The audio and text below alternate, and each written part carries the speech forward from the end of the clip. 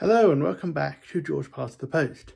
This video is going to look at the current political situation in Tasmania and then look more broadly at the so-called reserve powers. I'll explain what all that means later. But first, what is happening in Tasmania, I hear you cry? Well, the Liberal government, for British viewers, by Liberal I mean Conservative, is a minority government, meaning it only has a minority of the seats in the lower house, the House of Assembly. It has 14 seats out of the 35, so you need 18 to govern. And until, either 1 or 2 days ago, I'm not sure because of the time difference, they had the support of 4 independents on a confidence and supply basis. So not a coalition as such, not part of the government, but the independents agreed not to vote the government down. But the Labour Party have tabled a no confidence motion in the government, and at least so far, at least one of the independents has said that they have withdrawn their support from the Liberals. This raises the prospect that when this vote takes place, it is possible that the government will be defeated. Well, what could happen next? Well, the Premier would visit, normally they would visit the Governor of Tasmania, the Governor being the monarch's representative, but the Governor of Tasmania is at the moment not in Tasmania, so the Lieutenant Governor is standing in, and I did have to check this. The Lieutenant Governor assumes all the powers of the Governor. Now, whether the Governor has returned by the time I finish speaking or by the time the situation is resolved, I'm not sure.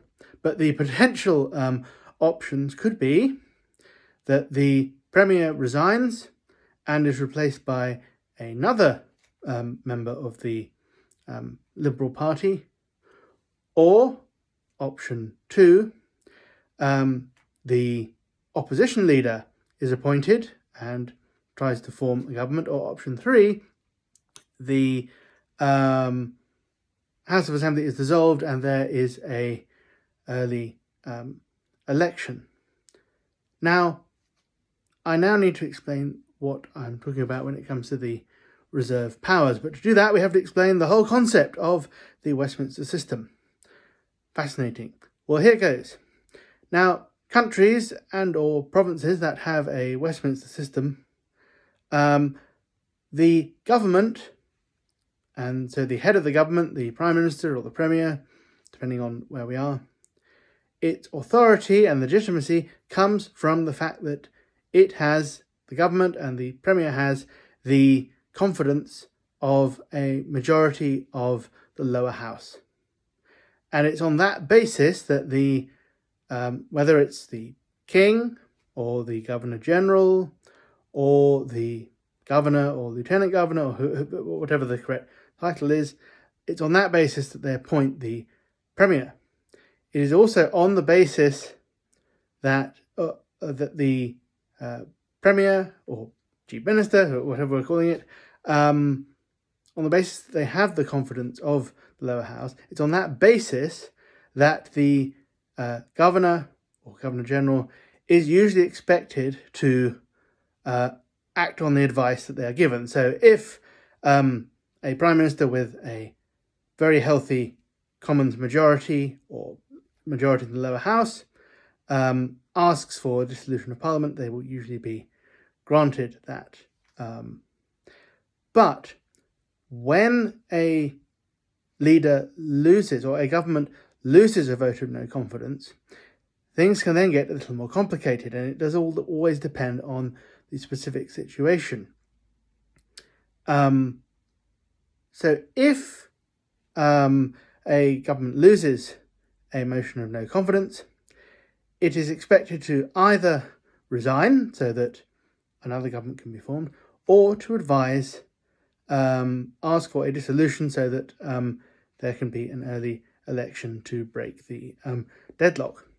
But there are potentially some circumstances where a Prime Minister, having lost the motion of confidence, asks for a dissolution but is denied that by the governor. In other words, we have the independent exercise of the reserve powers. Now, this is possible because the leader in question no longer has the confidence of the lower house, and so therefore the advice they give is not it doesn't have to be followed. Now, a lot, as I say, depends on the situation. If it is clear that another government could be formed from the existing legislature, then that a new Prime Minister or Premier could be appointed. If not, then it is more likely that a request for a dissolution would be accepted. But another consideration is how soon after the previous election are we along. So let me give you an example. In 2017, there was an election in British Columbia. Also called the Liberal Party, but they weren't liberal in the British sense. They were conservative and not even liberal in the Canadian sense. But anyway, the Liberal Party lost their majority.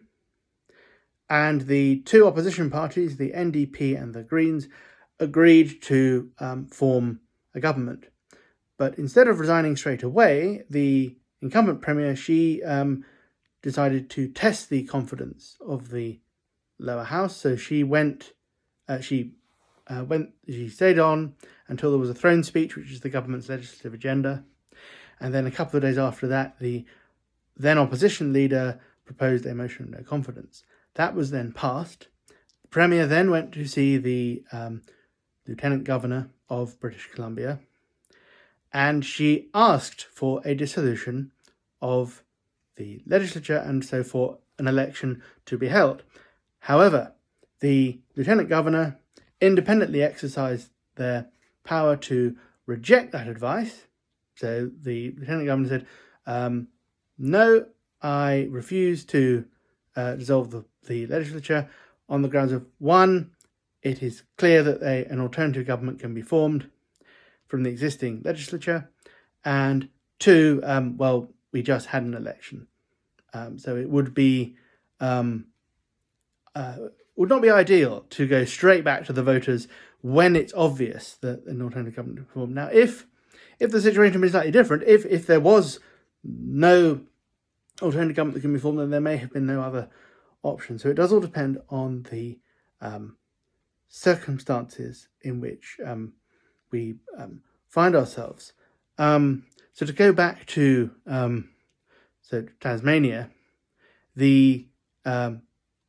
as yet we don't know the answer to this, but we are still left with the possibility that the Lieutenant Governor, so not even the Governor, but the Lieutenant Governor, could independently exercise some of the reserve powers, in that if the Premier if the government loses the vote of no confidence, they don't have to follow what the Premier says. So the Premier may ask for a dissolution, and one may be granted, because the current numbers of the House Assembly, it's not clear that Labour could necessarily form a government. But the Premier may decide, the Lieutenant Governor or the Governor, if they reappear, they may decide that they have to at least allow the opportunity for an alternative government to be formed, because the previous election was only 14 or 15 months ago into a 4-year term. I think, generally speaking, if this was happening 6 months before there was meant to be an election anyway, then it would probably lead to an election. So it does. So my point here, which I'm trying to make, is the Westminster systems, when a government doesn't have the confidence of the lower house, their advice to the king or the king's representative does not have to be followed, and the independence of the king's representative, it depends on the circumstances. So I hope this has been clear. So it's interesting what's happening in Tasmania. As I say, the outcome could be Maybe the government survives the vote of no confidence, in which case they carry on. But if they lose it, then it's either the Premier either will resign or ask for a dissolution. And if they are refused the dissolution, they'll probably resign. And if they didn't resign, now I'm not suggesting that would happen in the event of, if we have the following scenario where the Premier says, I want an election, and the Governor says no, and then refuses to resign. In theory, the Governor could then dismiss the Premier if they won't resign, in order to then allow a new government to be formed. If you actually want more detail on all of this, I highly recommend the work and lectures given and videos made by Professor Anne Twomey, who is an Australian constitutional expert. Her YouTube channel is called The Constitutional Clarion, so please check that out. Who knows what will happen in Tasmania? I hope you've learned something about the fascinating world of the Westminster systems and the interaction between the lower house, the government, and the Governor, Governor General, Lieutenant Governor, or the monarch. So, thank you for listening. See you next time. Goodbye.